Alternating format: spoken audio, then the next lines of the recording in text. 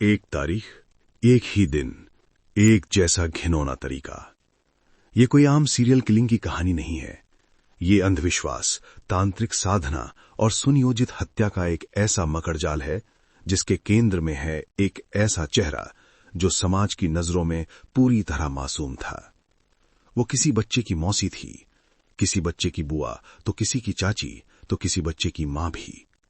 यह किस्सा है हरियाणा में हाल ही का सबसे चर्चित और हैरान करने वाले सीरियल किलर पूनम का। बताते हैं वो एकादशी के पावन दिन को चुनती थी, कुंठित मनोरथ के लिए चुनती थी। इस कारण उसने अंधविश्वास और कुंठा के गहरे अंधेरे में डूबकर एक के बाद एक जान ले ली। लेकिन दुनिया के सामने वो एक साधारण धार्मिक आस्थावान पुजारिन महिला का मास्क पहने रही।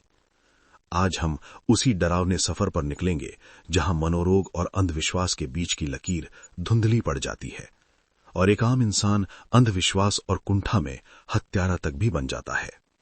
नमस्कार दोस्तों, मैं राजीव चौधरी। मार्च 2023 में हॉलीवुड की thriller web series the night agent आई थी। उसमें हॉलीवुड अभिनेत्री ईव हार्लो ने एक लेडी किलर की भूमिका निभाई थी, जिसमें एक बार उसके साथी ने जब किसी हत्या की पानी में डुबोकर, तो पास खड़ी ईव हार्लो ने कहा कि ऐसे मारने में क्या मजा है, वो तो जब तक खून टपकता नहीं देख लेती उसे मारने में मजा नहीं आता। इस डायलॉग से पता चलता है कि हत्या सिर्फ जंग बदला या किसी भूलवश नहीं होती, बल्कि कुछ लोगों को हत्या करने में अजीब शांति भी मिलती है। लेकिन हर साइको किलर या सीरियल किलर का अपना एक अंदाज होता है। कुछ खून देखकर तो कुछ को हरियाणा में पकड़ी गई सीरियल किलर पूनम को पानी में डुबोकर हत्या करके शांति मिलती थी। इतनी कि शांति के लिए खुद के मासूम से बेटे को भी वो डुबोकर मार देती है। 32 साल की पूनम ने एमए किया था, बीएड किया था। जॉब नहीं मिली तो साल 2019 में उसकी नवीन से शादी हुई और 2021 में उसका बेटा पैदा हुआ। नाम रखा गया शुभम। देखने पर सब कुछ सामान्य लगता था, एक आम सी फैमिली थी। पूनम के पति का छोटा सा कारोबार था, घर में सास ससुर थे, लेकिन भीतर ही भीतर रिश्तों में तनाव चल रहा था। पूनम कम बोलती थी, खुद में ही रहती थी, लेकिन किसी को अंदाजा नहीं था कि इसी खामोशी के भीतर एक खतरनाक सोच पल रही है। अब पिछले दिनों पूनम अपने मायके से आई हुई थी। गांव नौलथा में उसके पति नवीन के मामा सतपाल के बेटे अमन की शादी थी। वो 30 नवंबर को शादी में गई। 1 दिसंबर को दोपहर के बाद अमन की बारात निकली थी। घर में सभी मेहमान बाहर थे। इसी दौरान उसे एक छोटी बच्ची विधि 6 साल की सीढ़ियों पर उसने चढ़ते हुए देखा। पूनम उसके पीछे गई। फिर पूनम तो दिखाई दी, लेकिन विधि दिखाई नहीं दी। विधि की दादी ओमवती ने विधि को आवाज लगाई। वो नहीं मिली तो पूरे परिवार ने उसे मिलकर खोजना शुरू कर दिया। काफी खोजबीन के बाद शादी वाले घर की पहली मंजिल पर बने एक बंद स्टोर रूम में विधि की लाश मिली, जिसका सिर पानी के डब में डूबा हुआ था। विधि की लाश देखकर घर में कोहराम मच गया। ये मौत नहीं थी, ये तो हत्या थी। पर हत्यारा कौन था? विधि की हत्या के बाद पूनम ने बारात में गए पति नवीन को फोन करके कहा कि घर से विधि गायब है। लेकिन जब विधि की लाश मिली तो पूनम ने दहाड़ देकर रोना शुरू कर दिया। लेकिन विधि के दादा पाल सिंह को पूनम पर शक हुआ। उन्हें पूनम पर शक इसलिए भी हुआ क्योंकि बाकी सदस्य शादी की रस्मों में बिजी थे। घर के उस हिस्से में सिर्फ पूनम ही थी। जांच के दौरान पहला सुराग तब मिला जब एक सदस्य ने बताया कि टब पहले बाथरूम में था, फिर स्टोर रूम में कैसे आया। पुलिस आ गई। पुलिस ने सभी से अलग थलग पूछताछ की, जिसमें पूनम आत्मविश्वास के साथ झूठ बोलती रही। हालांकि जब पुलिस ने टेस्ट कराने की बात कहकर सख्ती बरती तो वो टूट गई। जांच में सामने आया कि पूनम ने वारदात का तरीका भी बहुत सोच समझकर अपनाया था। उसने पहले चूड़ियां उतार दी थी। फिंगरप्रिंट ना लगे इसलिए हाथ से ना पकड़कर विधि की जर्सी से उसकी गर्दन पकड़ी, फिर उसे पानी के डब में डुबोकर मार डाला। वो विधि को भी ऊपर पानी का डब हटवाने के बहाने ले गई थी। विधि को यह पता नहीं था कि उसकी चाची ही उसे मौत की ओर धकेलने जा रही है। सवाल बना, आखिर मासूम सी विधि से पूनम को क्या खतरा था, या पूनम की विधि से क्या दुश्मनी थी? जवाब, पूनम को बस बच्चों को डुबोकर मारने में मजा आता था, उसे शांति मिलती थी। लेकिन क्या ये उसका पहला मजा था? उसकी ये पहली मानसिक खुशी थी? नहीं, पूनम ने पहले भी ऐसा किया था। एक एक करके परत दर परत खुलने लगी और सच सामने आया। उससे हर कोई हैरान था।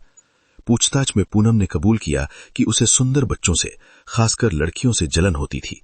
वो बच्चों को पानी में डुबोकर मारती थी जिससे मौत निश्चित हो जाए। पुलिस के अनुसार उसने जिन 4 बच्चों को मारा उसमें 3 लड़कियां थीं और चौंकाने वाली बात यह है कि उसका खुद का 3 साल का बेटा शुभम भी शामिल था।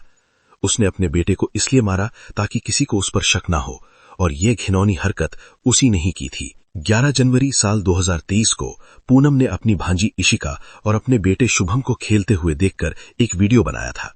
इसमें दोनों बच्चे बेड पर खेलते बेहद खुश दिखाई दे रहे थे। इशिका काफी सुंदर थी, पूनम के बेटे से ज्यादा। अगले ही दिन यानी 12 जनवरी को अचानक इशिका और शुभम की डूबने की मौत हो गई तो परिवार ने इसे हादसा माना। दोनों बच्चों की मौत के बाद पूनम ने ससुराल में ऐसा नाटक किया जैसे वो सदमे में हो।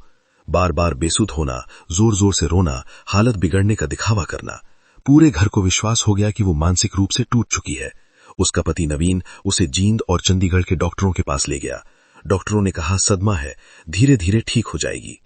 पूनम कभी कभी रात को चुपचाप उठकर बरामदे में बैठ जाती, कभी खुद से बड़बड़ाती, कभी जोर से दरवाजा बंद करती और बोलती मुझे ही करना पड़ेगा, ये सब मेरे सामने क्यों आ जाते हैं। गांव के बुजुर्ग इसे आत्मा आ जाने का मामला बताने लगे, जबकि पुलिस और विशेषज्ञ इसे गंभीर मानसिक असंतुलन या साइकोसिस जैसी बीमारी मानते हैं जिसका इलाज हो सकता था। किंतु दूसरी आत्मा आ जाने के अंधविश्वास के कारण कभी परिवार इससे आगे कुछ सोच ना पाया। मगर मायके जाने पर वही पूनम बिल्कुल ठीक रहने लगती थी। गांव लौटते ही फिर सदमे में दिखती थी। वो मन ही मन अगली हत्या की स्क्रिप्ट लिख चुकी थी। जैसे ही उसका पति काम पर जाता, पीछे घर में आग लगने की घटनाएं शुरू हो जाती थी। कभी पर्दे में आग, कभी कपड़ों में आग। एक बार घर में बने मंदिर में ही आग लगा दी। अपने सूट तक में आग लगाकर पूनम खुद को पीड़ित दिखाती रही। इस दौरान उसने घर वालों को ये समझाना शुरू कर दिया कि बच्चों की मौत तांत्रिक कारणों से हुई है। कोई भटकती हुई आत्मा है जो हत्याओं को अंजाम दे रही है। इसे पुख्ता करने के लिए उसने गांव के ही किसी मृत युवक की आत्मा का नाम लेकर कहानी को और मजबूत बना दिया। तंत्र का चक्कर, ऊपरी हवा, भूत प्रेत का साया, ऐसा अंधविश्वास के चलते उसका पति नवीन पूनम को यूपी के शामली जिले के कैराना ले गया। कैराना में तो बहुत सारे मजहबी बंगाली बाबा बैठे हैं। यहाँ एक बंगाली बाबा ने कहा सब ठीक हो जाएगा, अब आत्मा नहीं आएगी।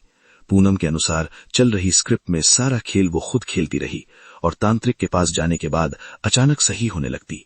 परिवार खुश था, शायद सदमे से उभर गई। इसी बीच पूनम को दूसरे बेटे का जन्म हुआ। घर में फिर खुशियां लौट आईं। दूसरे बेटे के बाद पूनम का रवैया बदला। वो बिना बताए मायके चली गई। इसी साल 2 फरवरी 2025 को उसके जेठ संदीप के घर विधि के छोटे भाई का जन्म हुआ था। उसी खुशी में सोनीपत के रामनगर में संदीप के घर जागरण हुआ। जगराते में जब कोई लड़की माता का रूप धारण करने के लिए नहीं मिली तो 6 साल की विधि को श्रृंगार करके माता बनाया गया। विधि कुर्सी पर बैठी मुस्कुरा रही थी। श्रद्धालु उसके चरण छूकर आशीर्वाद ले रहे थे। विधि का ये रूप पूनम को बर्दाश्त नहीं हुआ। भीतर ही भीतर पूनम विधि को अकेले में पाकर वारदात को अंजाम देना चाहती थी, लेकिन रिश्तेदारों की भीड़ के चलते ऐसा करने का उसे समय नहीं मिला। हर बार अनजान बनती, ढूंढने का नाटक करती, मासूम चेहरा बनाकर परिवार का भरोसा जीत लेती। परिवार में सबसे संस्कारी बहू होने का नाटक करती और हर बार वारदात करके बच जाती। जब विधि पर उसका कोई वश न चला तो इसी साल अगस्त में पूनम अपने मायके में थी। उसके चचेरे भाई की 6 साल की बेटी जिया वहां पर खेल रही थी। जिया देखने में सुंदर मासूम सी गुड़िया थी, तो उसने अपने चचेरे भाई की 6 साल की बेटी जिया को पानी की टंकी में डुबोकर मार डाला। इसे भी परिवार ने हादसा मानकर अंतिम संस्कार कर दिया। हालांकि कुछ परिवार के लोगों को इस बार पूनम पर शक जरूर हुआ, लेकिन परिवार की लोकलाज के कारण मामले को दबा दिया गया। लेकिन अब आकर उसे मौका मिला। उसने विधि के साथ वही किया जिससे इससे पहले वो 3 बच्चों के साथ कर चुकी थी। सोचिए पूनम की मानसिक हालत क्या रही होगी। एक बार उसे किसी ने बोल दिया कि पूनम के बेटे से ज्यादा सुंदर घर के बाकी बच्चे हैं। इस बात ने उसके मन में गहरी हीन भावना बैठा दी। वो धीरे धीरे नफरत और सुंदर बच्चों के प्रति जलन में बदल गई। इस मानसिक विकृति के चलते उसने अपने रास्ते आने वाले मासूमों को मौत के घाट उतारना शुरू कर दिया। इस बार वो पकड़ी गई, लेकिन उसकी पोल खुलने से 2 बच्चों का जीवन बच गया, क्योंकि पूनम ने पुलिस को यह भी बताया कि उसकी हत्याओं की लिस्ट में अभी परिवार के बाकी बच्चे भी थे। इसमें एक उसका खुद 18 महीने का बेटा भी है। पूनम ने जनवरी 2023 में अपने 3 साल के बेटे शुभम को डुबोकर मारा था। इसके बाद उसे जो दूसरा बेटा हुआ उसका नाम भी शुभम ही रखा गया। अब पूनम के जेल जाने पर उसके बेटे को उसी विधि की मां राखी ने अपने पास रखा है, जिसकी बेटी को पूनम ने मौत के घाट उतार दिया। बताया जा रहा है कि पढ़ाई के दौरान पूनम ने अपनी दादी का गला दबाकर मारने की कोशिश की थी। उसका स्वभाव बचपन से ही शक वाला, असामान्य और हिंसक था।